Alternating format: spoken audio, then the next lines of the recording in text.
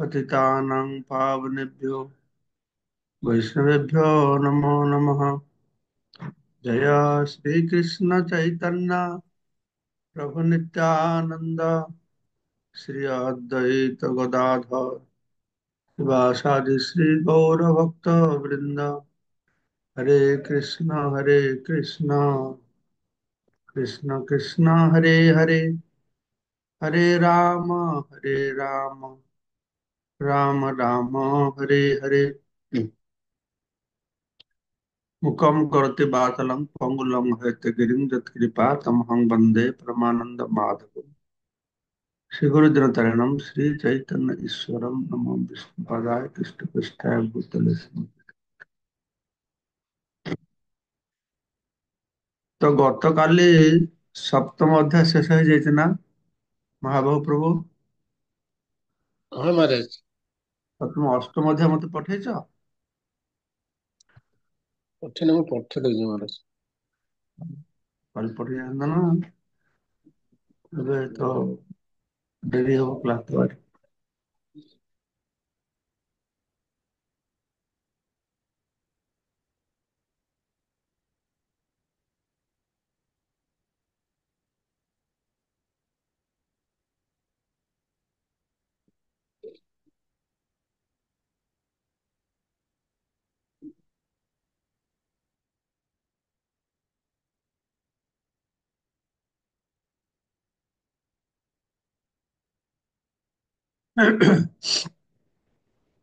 हरे कृष्णा कृष्ण कृष्ण हरे हरे, हरे राम राम राम हरे। हरे कृष्णा कृष्ण कृष्ण हरे हरे, हरे राम राम राम हरे।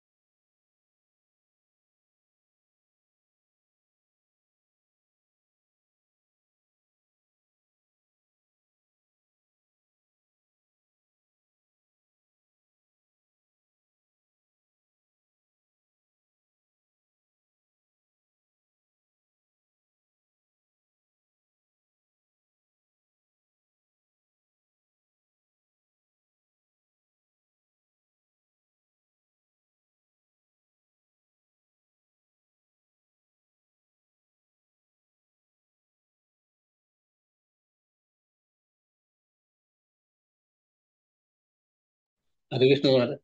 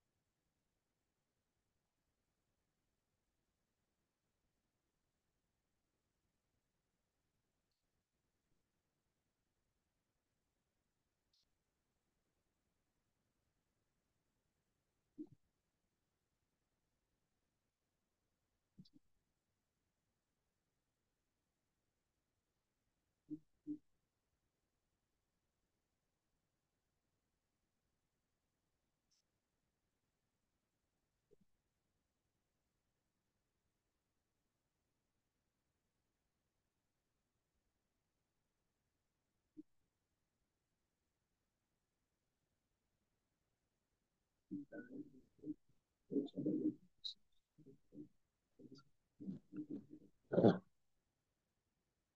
हरे कृष्ण महाराज।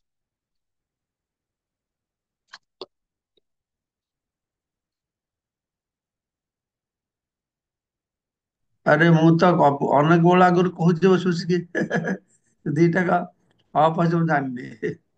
ମୁଁ ତ ବହି ଦେଖି ଦେଖି ପଢୁଛି ଆଉ। ମୁଁ ଏଇଟା ଆଜି ସପ୍ତମ ଅଧ୍ୟାୟଟା ରିଭାଇଜ କରିବି, ବୁଝିପାରିଲେ? हाँ हाँ। ମୁଁ ଅଷ୍ଟମ ଅଧ୍ୟାୟ ପଢିବିନି। ମୁଁ ପୁରା ଚାରି ପାଞ୍ଚଟା ଶ୍ଲୋକ କହିସାରିଲିଣି। ମୁଁ ଜାଣିନି ଯେ ଏଇଟା ଅଫ୍ ଅଛି ବୋଲି। ଆଉ ମ୍ୟୁଟ ହେଇଯାଇଛି। ହଁ, ମ୍ୟୁଟ ହେଇଯାଇଥିଲା। ହଁ ଏଟା ମ୍ୟୁଟ ହେଇଯାଇଥିଲା। ଠିକ ଅଛି। ତ ମୁଁ କହୁଥିଲି ଯେ ଏଇ ସପ୍ତମ ଅଧ୍ୟାୟଟା କେମିତିକା ଅତ୍ୟନ୍ତ ଗୁରୁତ୍ୱପୂର୍ଣ୍ଣ ଅଧ୍ୟାୟ, କାହିଁକି ନା ଭକ୍ତି ଶତକର ପ୍ରଥମ ଅଧ୍ୟାୟ। ଏଥିରେ କେବଳ ଜ୍ଞାନ କଥା କୁହାଯାଏନି, ଜ୍ଞାନ ବିଜ୍ଞାନ କଥା ବି କୁହାଯାଇଛି। ତ ଜ୍ଞାନ କାହାକୁ କୁହାଯାଏ, ବିଜ୍ଞାନ କାହାକୁ କୁହାଯାଏ, ତାର ଡେଫିନେସନ କଣ ଆମେ ଶୁଣିବା। ଏ ଯେ ଭଗବତ ବିଜ୍ଞାନ, ଏ ବିଜ୍ଞାନ ମାନେ ଜଡ ଜଗତର ବିଜ୍ଞାନ ନୁହଁ, ଭଗବତ ବିଜ୍ଞାନ। ତ ଏଇ ଆମେ ଯେମିତି ଦେଖିଛେ କେତେବେଳେ ଅର୍ଜୁନ ପ୍ରଶ୍ନ କରୁଛନ୍ତି, ଭଗବାନ ତା ଉତ୍ତରରେ କଥା ଆରମ୍ଭ କରୁଛନ୍ତି। କିନ୍ତୁ ଏଇ ଅଧ୍ୟାୟରେ ଅର୍ଜୁନ ପ୍ରଶ୍ନ କରିନାହାନ୍ତି, ଭଗବାନ ପୂର୍ବ ଅଧ୍ୟାୟକୁ କଣ୍ଟିନ୍ୟୁ କରିକି ଏଇ ଅଧ୍ୟାୟରେ କଥା କହିବା ତାଙ୍କର ଚଲେଇଛନ୍ତି। ପ୍ରଶ୍ନ ବିନା ପ୍ରଶ୍ନରେ ବି। ତ ଭଗବାନ କହୁଛନ୍ତି ମୟାସକ୍ତ ମନା ପାର୍ଥ ଯୋଗମ ଦୁଞ୍ଜନ ମଦାଶ୍ରୟ ଅସଂଶୟମ ସମଗ୍ରମ ମାମ ଯଥା ଜ୍ଞାସୀସି ତତ୍ସୁ। ପ୍ରତିଟା ଶବ୍ଦ ଦେଖୁଛି ଗୁରୁତ୍ୱପୂର୍ଣ୍ଣ ଅଧ୍ୟାୟରେ। ଭଗବାନ କହୁଛନ୍ତି ଯେ ବର୍ତ୍ତମାନ ତ ଶ୍ରବଣ କର। ହୁଁ? ମୁଁ ଯାହା କହିଲି ତା ଶୁଣିଛ, ଏଥର ଶୁଣ। ଆଉ ଏଇଟାକୁ ଯଦି ଶୁଣିବ, ତାହେଲେ ମତେ ସମ୍ପୂର୍ଣ୍ଣ ଭାବରେ ଜାଣିପାରିବ। ଭଗବାନ ପୂର୍ବ 6ଟା ଅଧ୍ୟାୟରେ ନିଷ୍କାମ କର୍ମ କଥା କହିଲେ, କର୍ମଶାସ୍ତ୍ର ମାଧ୍ୟମରେ ଆତ୍ମା ଜ୍ଞାନ ଦେଲେ। ବର୍ତ୍ତମାନ ଭଗବାନ କଣ କହିବେ, ନିଜ ସମ୍ପର୍କେ ଜ୍ଞାନ ଦେବେ। ଠିକ ନା? ପୂର୍ବ ଅଧ୍ୟାୟ ଗୁଡିକ ମାଧ୍ୟମରେ ଭଗବାନ ଆତ୍ମା ସମ୍ପର୍କେ ଜ୍ଞାନ ଦେଲେ। ଶେଷକୁ ଯୋଗୀ ମାନେ କିନ୍ତୁ ପରମାତ୍ମାକୁ ଧ୍ୟାନ କରିବେ, ସେ କଥା କହିଲେ। ଏଥର ସେ କଣ କହୁଛନ୍ତି, ଯେ ମତେ ସମ୍ପୂର୍ଣ୍ଣ ଭାବରେ ଜାଣିପାରିବି। ଏ ଯେ ସମଗ୍ର ମାଂ ଯଥା ଜ୍ଞାସ୍ୟସି, এটা অত্যন্ত গুরুত্ব। সমগ্র মাম যথাজ্ঞା, ସମ୍ପୂର୍ଣ୍ଣ ରୂପେ। ଆତ୍ମା ମୋର ଅଂଶ, ଆତ୍ମାକୁ ଜାଣିବା ମାଧ୍ୟମରେ ତୁମର ଆଂଶିକ ଜ୍ଞାନ ହେଲା। ପରମାତ୍ମା ନିରାକାର ବ୍ରହ୍ମ ମୋର ଗୋଟେ ସ୍ୱରୂପ, ଏଟା ଆଂଶିକ ଜାଣିଲ। ମୋର ପରମାତ୍ମା ସ୍ୱରୂପରେ ଆଂଶିକ ଜାଣିଲ, କିନ୍ତୁ ବର୍ତ୍ତମାନ ଯାହା କହିବି এটা ପୂର୍ଣ୍ଣ ମତେ ଜାଣିପାରିବ। ମନ ଦେଇକି ଶ୍ରବଣ କର। ଆଉ ସେଇଟା କେମିତିକା ହବ ନା, ସେଟା ହଉଛି କେମିତି ମୋ ଚେତନାରେ ରହିକି ତ ଯୋଗ ଅଭ୍ୟାସ କରିବ। ମୋ ଠାରେ ମନୋନିବେଶ କରିକି, ହଁ, ମତେ ସମ୍ପୂର୍ଣ୍ଣ ରୂପେ ଜାଣିପାରିବ। ମୋ ଚେତନାରେ ଯୋଗ ମୟାସକ୍ତ ମନା ପାର, ମୋ ପ୍ରତି ମନକୁ ନିବିଷ୍ଟ କରିବ। ମୋ ହଁ ଚେତନା ରହିବ। ମଦ ଆଶ୍ରୟ, ମତ ଆଶ୍ରୟ, ମୋର ଆଶ୍ରୟରେ ମାନେ କୃଷ୍ଣ ଚେତନାରେ ରହିକି ଯୋଗ ଅଭ୍ୟାସ କଲେ ଜାଣିବ। ତାପରେ ଦ୍ୱିତୀୟ ଶ୍ଲୋକରେ ସେ ଆହୁରି ଗୁରୁତ୍ୱ ଦେଇ କହିଲେ, ବର୍ତ୍ତମାନ ମୁଁ ଯାହା କହିବି କେବଳ ଜ୍ଞାନ ନୁହଁ, ଜ୍ଞାନ ଆଉ ବିଜ୍ଞାନ ବି। ଜ୍ଞାନମ ତେହମ ସ ବିଜ୍ଞାନମ ଇଦମ ବକ୍ଷ୍ୟାମି ଅଶେଷତଃ। ଅଶେଷ ମାନେ କି କଣ, ବିସ୍ତାରିତ ଭାବରେ କହିବି। ଯଦ୍ଗନ୍ତା ନ ଇହ ଭୂୟ ଅନ୍ନ ଅନ୍ନ ଅନ୍ନ ଜ୍ଞାତବ୍ୟମ ଅବଶିଷ୍ୟତେ। ଯାହାକୁ ଜାଣିଲେ ଜ୍ଞାତ୍ୱା ନ ଇହ ଭୂୟ ଅନ୍ନତ୍ ଜ୍ଞାତବ୍ୟମ ଅବଶିଷ୍ୟତେ। ଯୋଉଟା ଜାଣିଲେ ଆଉ କିଛି ଜାଣିବାର ରହିବନି। ଏଇ ଜ୍ଞାନ ଆଉ ବିଜ୍ଞାନ କଥା ପ୍ରଭୁପାଦ କହୁଛନ୍ତି। ଏଇ ଦୃଶ୍ୟମାନ, ଏଇ ଯେ ଭୌତିକ ଜଗତ, ଏଇ ସମ୍ପର୍କ ଜ୍ଞାନ ହଉଛି ଜ୍ଞାନ। ଏବଂ ଯୋଉଟା ଏଇ ଭୌତିକ ଜଗତର ବାହାରେ ଚିନ୍ମୟ ଜଗତ, ଯୋଉଟା ଆମର ଗୋଚରୀଭୂତ ନୁହଁ, ସେଟା ହଉଛି ବିଜ୍ଞାନ। ଠିକ ଅଛି। ତ ସେଟାକୁ ଅଶେଷତଃ ମୁଁ ବିଶେଷ ବିଶଦ ଭାବରେ ବର୍ଣ୍ଣନା କରିବି। ପୁନଶ୍ଚ ଯୋଉଟାକୁ ଜାଣିଲେ ଆଉ ତମ କିଛି ବାକି ରହିବନି, ଏଟା ସବୁ ଜାଣି ହଇଯିବ। ଭୌତିକ ଜଗତ, ଚିନ୍ମୟ ଜଗତ ସବୁ ଜାଣିଯିବ। ତ କିନ୍ତୁ ଏଇଟା ତ ଅତ୍ୟନ୍ତ ଦୁର୍ଲଭ, ସମସ୍ତେ ଏଭଳିଆ କରିପାରିବେ। ସମସ୍ତ ଜୀବନରେ ଏଇ ସିଦ୍ଧି ଲାଭ କରିପାରିବେ ନାହିଁ।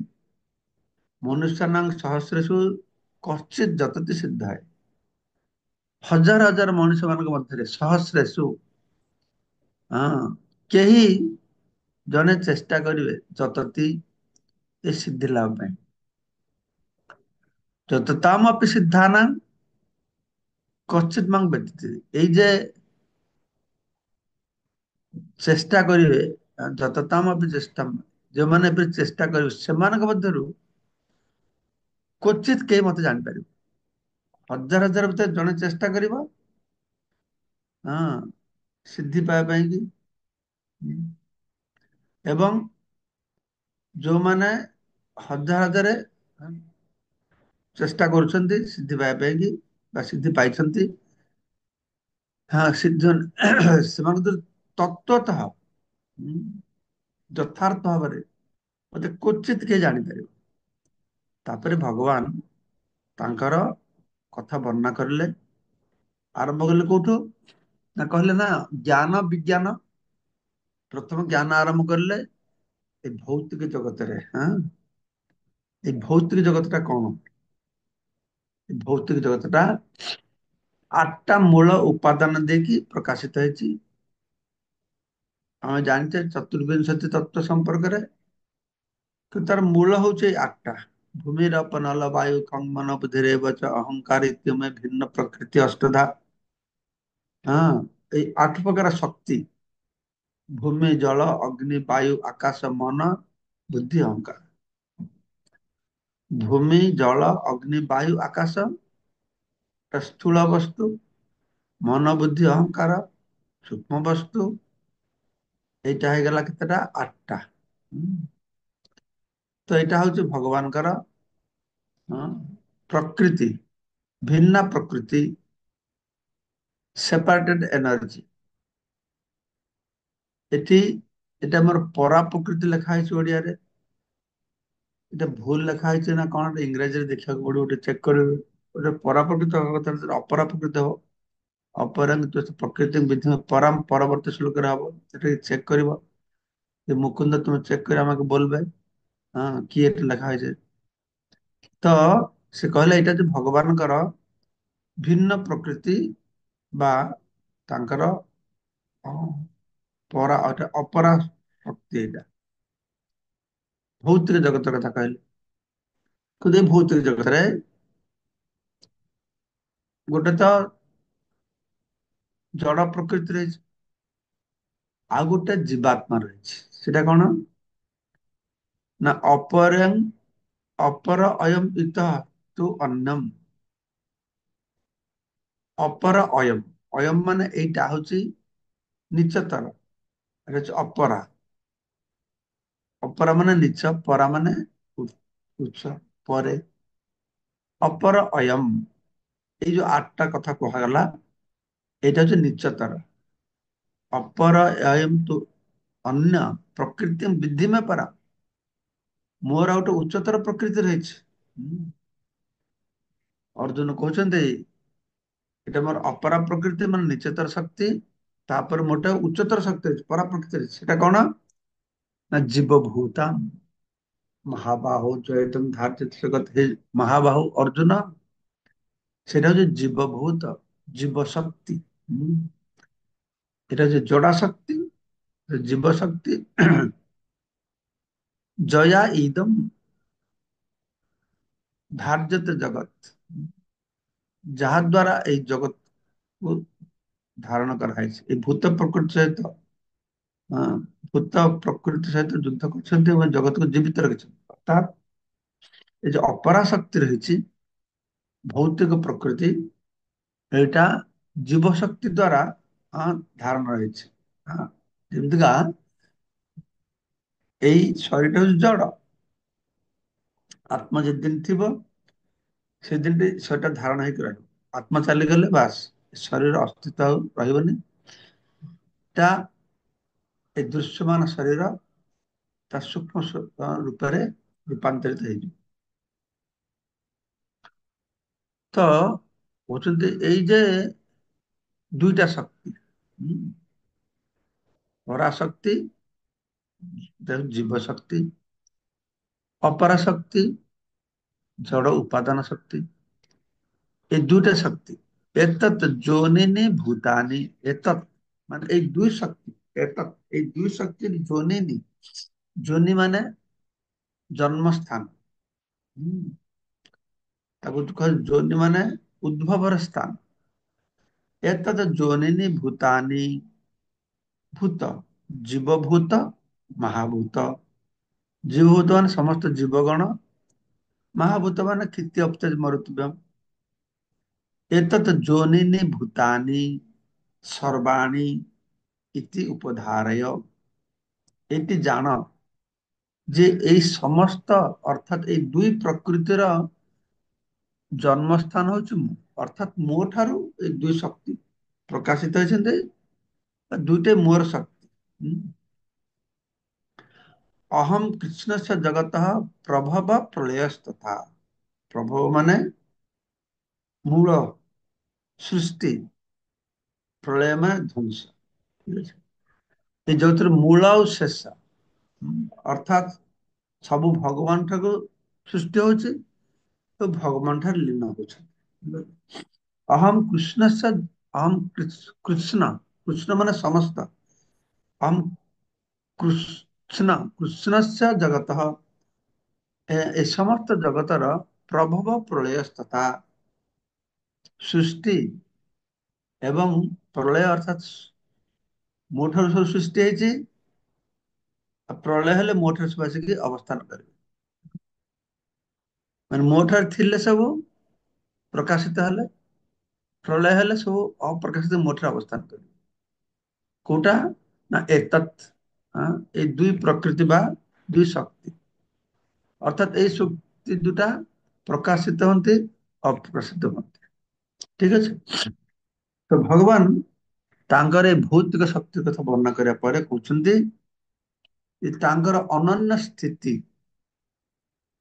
ମତଃ ପରତରଂ ନାନ୍ୟତ୍ କିଞ୍ଚିତ୍ ଅସ୍ତି ଧନଞ୍ଜୟ ମୟି ସର୍ବମିଦଂ ପ୍ରୋତମ୍ ସୂତ୍ରେ ମଣିଗଣା ଇବ। ଯେ ମତଃ ପରତରଂ ନାନ୍ୟତ୍, ମୋ ଠାରୁ ଅନ୍ୟ କୌଣସି ଉନ୍ନତ ବା ଶ୍ରେଷ୍ଠ ତତ୍ଵ ନାହିଁ। କିଞ୍ଚିତ୍ ଅସ୍ତି ଧନଞ୍ଜୟ, ଏ ଧନଞ୍ଜୟ ମୋ ଠାରୁ ଅନ୍ୟ ଉନ୍ନତ କିଛି ନାହିଁ। ଭଗବାନ ହଉଛନ୍ତି ଅସୌମର୍ଦ୍ଧ, ତାଙ୍କ ଠାରୁ ବଡ କେହି ନାହିଁ, ତାଙ୍କ ସମାନ କେହି ନାହିଁ। ଆଉ ସବୁ କିଛି ସେ ଧାରଣ କରି ରଖିଛନ୍ତି। ଠିକ ଯେଭଳିଆ ମୟି ସର୍ବମ୍ ଇଦମ୍ ପ୍ରୋତମ୍, ମୋ ଠାରେ ଏମାନେ ସମସ୍ତେ ଗୁନ୍ଥା ହେଇକି ରହିଛନ୍ତି।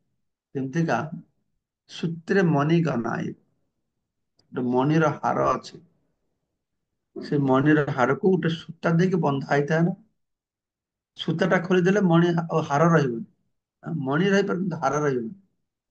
ଠିକ ସେଇଭଳିଆ ଏ ସବୁ କିଛି ଭଗବାନଙ୍କୁ ଆଶ୍ଚର୍ଯ୍ୟ କରିକି ରହିଛି।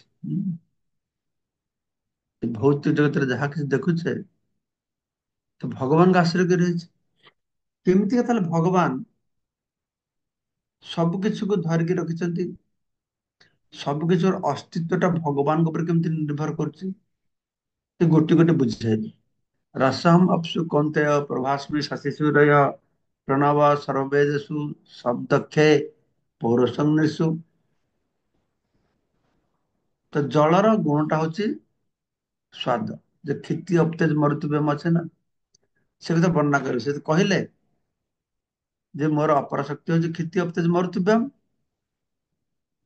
କିନ୍ତୁ ତା ଭିତରେ କେମିତି ସାର ବସ୍ତୁ ଉପରେ ଭଗବାନ ଅବସ୍ଥାନ କରୁଛନ୍ତି ନା, ଜଳ ଭିତରେ ମୁଁ ହଉଛି କଣ ନା ସ୍ୱାଦୁ, ସ୍ୱାଦୁ ଗୁଣଟା ନଥିଲେ ଜଳ ଜଳ ହେଇକି ରହିବନି। ଆକାଶର ହଉଛି ଯେମିତିକା ହଁ ଶବ୍ଦ, ତାପରେ ବାୟୁର ସ୍ପର୍ଶ,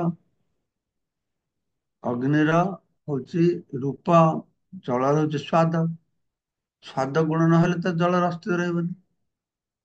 ପ୍ରଭାସ୍ମି ଶଶି ସୂରୟ, ଶଶି ମାନେ ଚନ୍ଦ୍ର ଏବଂ ସୂର୍ଯ୍ୟ ମାନେ ସୂର୍ଯ୍ୟ, ଚନ୍ଦ୍ର ଆଉ ସୂର୍ଯ୍ୟର କିରଣ। ହଁ, ଯେ ପ୍ରଭା ମାନେ ଆଲୋକ। ଯଦି ଆଲୋକ ନଥିବ ତାହେଲେ ସୂର୍ଯ୍ୟ ଚନ୍ଦ୍ର କିଛି ଅସ୍ତିତ୍ବ ଅଛି? ଏଇ ଯେ ଆଲୋକଟା ହଉଛି ଭଗବାନ କୃଷ୍ଣ। ପ୍ରଣବ ସର୍ବେଦେଶୁ, ସମସ୍ତ ବେଦର ପ୍ରଣବ ମାନେ ଅ ଉ ମ ଯେ ଓଙ୍କାର, এই ଓଙ୍କାରଟା ହିଁ ବେଦକୁ ଧାରଣ କରି ରଖିଛି। ମୂଳ ହଉଛି ଓଙ୍କାର। ସମସ୍ତ ବେଦରେ ମୁଁ ହଉଛି ଓଙ୍କାର। ଶବ୍ଦ ଖେ, ଏ ଆକାଶରେ ମୁଁ ହଉଛି ଶବ୍ଦ। ପୌରୁଷ ଲିଶୁ, ମଣିଷର ଯେ ପୌରସତ୍ଵ, ହଁ, ପୁରୁଷତ୍ଵ, ସେଟା ହଉଛି ମୁଁ ବା ଭଗବାନ କୃଷ୍ଣ। ଏଇ ଶ୍ଲୋକରେ ହଁ ରସ ପାଣି କଥା କୁହାହେଲା, ଆକାଶ କଥା କୁହାହେଲା। ପରବର୍ତ୍ତୀ ଶ୍ଲୋକରେ ମାଟି କଥା କହୁଛି। ପୁଣ୍ୟ ଗନ୍ଧ ପୃଥିବ୍ୟାଞ୍ଚ, ତେଜ ଅସ୍ମି ବିଭାବସौ, ଜୀବନଂ ସର୍ବଭୂତେଷୁ ତପସ୍ୟାସ୍ମି ତପସ୍ୟା। ପୁଣ୍ୟ ଗନ୍ଧ ପୃଥିବୀ ମାନେ ମାଟି, ମାଟିର ପୁଣ୍ୟ ଯୋଉ ଗନ୍ଧ, ସେ ଗନ୍ଧଟା ହଉଛି ମୁଁ। ପୁଣ୍ୟ ମାନେ ମୌଳିକ ଗନ୍ଧ। ହଁ, ତେଜସ୍ ଚାସ୍ମି ବିଭାବସୁ, ବିଭାବସୁ ଅଗ୍ନି, ତ ଅଗ୍ନିର କଥା କୁହାହେଲା। ହଁ, ଆଗରୁ ପାଣି କଥା କୁହାହେଲା, ତାପରେ ପୂର୍ବ ଶ୍ଲୋକ ପାଣି କଥା କୁହାହେଲା, ଆକାଶ କଥା କୁହାହେଲା, ଏଠାରେ ମାଟି କଥା କୁହାହଉଛି। ପୁଣି ବିଭାବ, ବିଭାବସୁ ମାନେ ଅଗ୍ନି, ଅଗ୍ନି କଥା କୁହାହେଇଗଲା, ଚାରିଟା ହେଇଗଲା। ହୁଁ। ଜୀବନଂ ସର୍ବଭୂତେଷୁ, ସମସ୍ତ ଜୀବର ଜୀବନଟା ହଉଛି ମୁଁ। ହୁଁ। ଜୀବ ମାନଙ୍କ ଠାରେ ଜୀବନ, ସେଟା ହଉଛି ମୁଁ। ତପସ୍ୟାସ୍ମି ତପସ୍ୟା, ତପସ୍ୟା ତପସ୍ୟାଟା ହଉଛି ମୁଁ, ସେଟା ହଉଛି ଭଗବାନ। ଏହାର 9 ନମ୍ବର ପର୍ଯ୍ୟନ୍ତ ଆମେ କଭର କରିଲେ। ଠିକ ଅଛି। ତ ବର୍ତ୍ତମାନ একটু আমরা চৈতন্য চরিতামৃত শ্রবণ করব। ভগবান ভগবানের শ্রী চৈতন্য মহাপ্রভু প্রেম উন্মাদ প্রলাপ এ বিষয়ে কত নম্বর শ্লোক আজকে বলে দাও।